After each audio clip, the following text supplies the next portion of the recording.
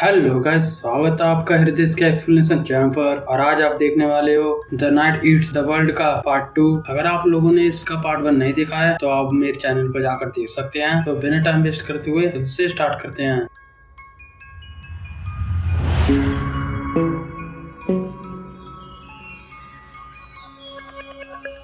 तो जैसा कि आपने पिछले पार्ट में देखा, सैम नाम का आदमी एक बिल्डिंग में फंस जाता है क्योंकि उस बिल्डिंग में आ चुके थे ज़ॉम्बीज और अब वो उसी बिल्डिंग में रह रहा है और उसमें ही सर्वाइव कर रहा है। और अचानक एक रात वो सो रहा था तो उसकी बिल्डिंग में ज़ॉम्बी घुस आते हैं और अब आगे ज़ॉम्बी उसके कमरे तक आ चुके थे और उसने गोली चलाने की कोशिश की लेकिन उस पर चली नहीं। बस इतने में ज़ॉम्बी ने आकर उसको चीर डाला, लेकिन बस ये एक बुरा सपना था। और फिट रहने के लिए उसने बिल्डिंग के अंदर ही एक जॉगिंग ट्रैक तैयार कर लिया था, कुछ फ्लैट्स के सभी दरवाजों को निकाल कर। और पानी के लिए वो बारिश के ऊपर निर्भर हो गया और पूरी छत को उसने बर्तनों से भर रखा था। जब भी बारिश होती तो उनसे पानी वो इकट्ठा कर लेता था और जब बर्तन भर जाते तो वो सारा पानी जमा कर लेता था। और पहले की तरह खुला पानी तो आता नहीं, तो कभी कभी ड्राई क्लीन करके काम चलाना पड़ता है। सैम के मन में एक ख्याल बार बार घूमता रहता है कि पता नहीं मेरे घर वालों का क्या हुआ होगा, क्या वो मर गए होंगे या फिर ज़ॉम्बी बनकर भटक रहे होंगे। और ये सारे विचार वो शेयर करता है एल्फ्रेड के साथ। एक दिन वो ऐसे ही टाइम पास कर रहा था तो उसे रोड पर एक बिल्ली दिखाई देती है, यानी कि ज़ॉम्बीज जानवरों को नुकसान नहीं पहुंचाते, जो कि ज्यादातर मूवीज में यही होता है। बिल्ली आराम से टहल रही थी और उसे देखकर सैम एकदम डेस्परेट हो गया।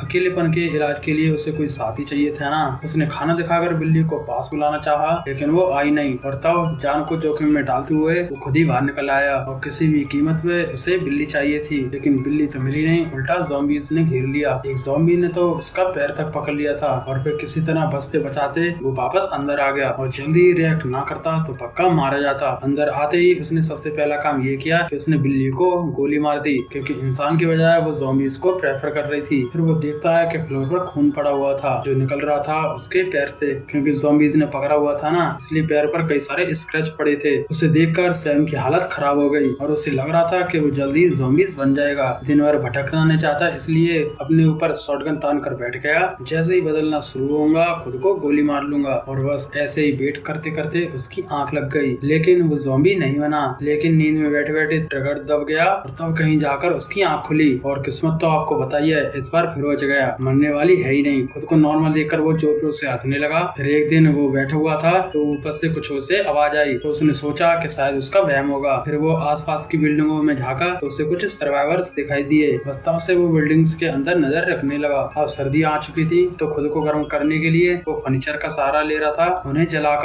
और फर्नीचर की आग से वो कभी कभार नहाने के लिए पानी गर्म कर लेता था, लेकिन दिमागी हालत उसकी बिगड़ती जा रही थी। और एक बार तो उसने सोचा कि इस बिल्डिंग से निकल जाता हूँ, लेकिन फिर ज्यादा सोचा तो रुकने पर मजबूर हो गया। निकलने का उसने इसलिए सोचा था कि वहाँ से ज़ॉम्बीज भी अब जा चुके हैं और बस यही बात उसे खा रही है। कम से कम ज़ॉम्बीज तो उसके आसपास थे, अब तो वो भी नहीं है। डेस्परेट होकर उसने ऐसा काम किया कि कोई सोच भी नहीं सकता। उसने जोर जोर से ड्रम बजाया जब तक कि सारे ज़ॉम्बीज वापस नहीं आ गए और उनके वापस आते ही गला फाड़कर चिल्लाने लगा। ज़ॉम्बीज पाइल अप होकर उसके पास पहुंच चुके थे, लेकिन वो फिर भी लगा रहा, उसे कोई डर ही नहीं था। बाद में जाकर उसे फील हुआ कि ये कुछ ज्यादा ही कर दिया। हमें ये भी पता चलता है कि जिन टेप्स को ये लेने आया था वो उसके बचपन के टेप्स हैं। इनमें इसके माँ बाप की आवाजें हैं और उन्हें सुनकर ये और ज्यादा उदास हो जाता है। रात में वो सो रहा था तो उसे फिर से लगता है कि उसके रूम के आसपास कोई है, लेकिन इस बार उसने गोली चला दी और तब उसे पता चला कि वो कोई ज़ॉम्बी नहीं था, एक लड़की थी जिससे गोली लग चुकी है। वो भारी सांसें भर रही थी तो जल्दी से सैम उसे अंदर लेके आया मेडिकल एड देने के लिए, लेकिन इसका कोई फायदा नहीं हुआ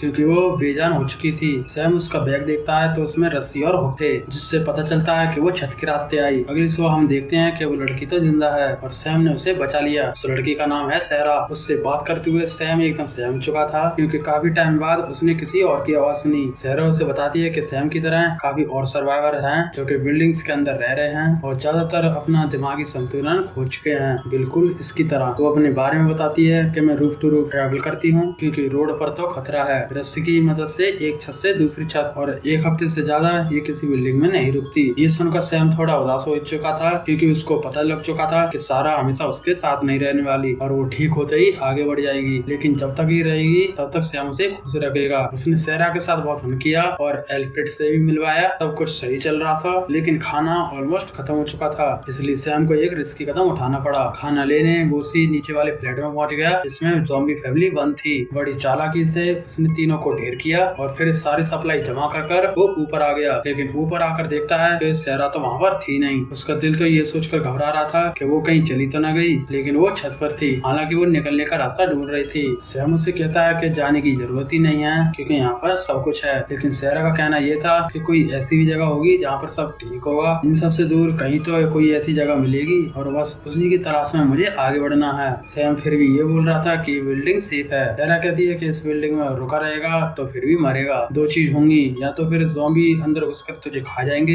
या फिर तू पागल होकर अपने आप को गोली मार लेगा। इतना बोलकर वो नीचे चली गई। सैम ने इस बारे में सोचा तो उसे लगा कि सहरा सही बोल रही है। वो जल्दी से नीचे गया लेकिन सहरा दरवाजा नहीं खोल रही थी। अब यहाँ पर आता है ट्विस्ट। असल में सहरा तो जिंदा है ही नहीं और वो तो उसी रात गोली लगने से मर गई थी और तब से उसकी लाश इसी बेड पर पड़ी है। और जिस सहरा से ये बात कर रहा था उसकी हेलुसिनेशन थी। सहरा के रूम में ये खुद से ही खुद को सजेशन दे रहा था कि यहाँ रुकने से कुछ नहीं होगा, यानी कि इसकी लॉजिकल साइड इसे रियलिटी में ला रही थी और ये आ भी चुका है। उसने सहरा का फ्यूनरल किया और फिर सहरा का बैग चेक किया और एक कैमरा मिला जिसमें सहरा की फैमिली की फोटोज थी और एक फोटो सैम की भी थी जब ये छत पर खड़ा था, यानी कि इसी के भरोसे वो बिल्डिंग में आई थी और इसी की गोली से वो मारी गई। और उसका नाम सहरा भी नहीं था, उसने वो नाम खुद ही बनाया। और सैम ने भी मन बना लिया था कि इस बिल्डिंग से निकलना है और उसने सबसे पहले उन टिप्स को आग लगा दी। इसके बाद इसने एल्फ्रेड को निकालकर एक फ्लैट में बंद कर दिया और एल्फ्रेड भी चुपचाप अंदर चला गया सैम को नुकसान पहुंचाए बिना। और बस अब निकलना था, लेकिन तभी बिल्डिंग का फायर अलार्म बजने लगा और जो टेप्स जलाई उनकी वजह से इतना शोर सुनकर ज़ॉम्बीज़ ने अटैक कर दिया और जल्दी दरवाजा तोड़कर वो अंदर घुस आए। सैम ने एक दो को मारा भी, लेकिन आखिर में उसे गन छोड़कर भागना पड़ा और वो जल्दी से जाकर लिफ्ट के अंदर बंद हो गया। एक तरह से ट्रैप हो चुका था, लेकिन दिमाग चलाते हुए वो लिफ्ट के ऊपर चढ़ गया और फिर ऐसे ही ऊपर चढ़ते हुए वो उसी कपल के फ्लैट तक पहुंच गया जहाँ पर एक ज़ॉम्बीज़ का उसे सफाया करना पड़ा। और फिर उसी होल के जरिए वो सबसे ऊपर वाले फ्लैट में पहुंच गया जो कि पूरी तरह धुएं और ज़ॉम्बीज़ से भरा हुआ था। धुएं का उसे फायदा हो गया क्योंकि ज़ॉम्बीज़ उसे देख नहीं पा रहे थे। बस इसी का फायदा उठाकर वो छत पर पहुंच गया और ज़ॉम्बी छत पर भी आने लगे और जल्दबाजी में उसने सामने वाली बिल्डिंग पर फंसाकर कूद गया जिससे वो बिल्डिंग से टकराकर बेहोश हो गया। होश आने पर क्लाइंब कर वो छत तक पहुंचा और बस वहाँ से सिर्फ छत ही छत दिखाई दे रही थी और कुछ आवाजें भी सुनाई दी जिससे साफ साफ हो गया कि वहाँ पर कुछ और भी सर्वाइवर्स रह रहे हैं। अब इसका अकेलापन दूर हो जाएगा और बस इसी के साथ ये मूवी एंड हो गई। मूवी हमें सीधा समय से ये देती है कि कंफर्ट जोन से बाहर निकलोगे तभी कुछ होगा, बस जाने से कुछ नहीं मिलता